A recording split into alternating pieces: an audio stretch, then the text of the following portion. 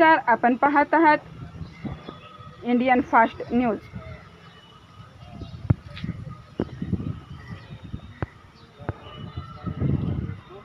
फिर्यादीचे नाव कविता दिनेश वाघमारे, वय वर्ष 32 वर्षे, राहणार शास्त्रीनगर 190 अलकुंटे चौक सोलापूर। आरोपींचे नाव दिनेश वाघमारे, पती संगीता वाघमारे, सासू विजय वाघमारे, सासरे गौरी वाघमारे नणंद, सर्व राहणार गांधी वसाहत, लमानतांडा, बालवाडी शाळेजवळ, पाषाण, पुणे। यांच्या विरुद्ध सदर बाजार पोलीस ठाण्यात गुन्हा दाखल झाला आहे।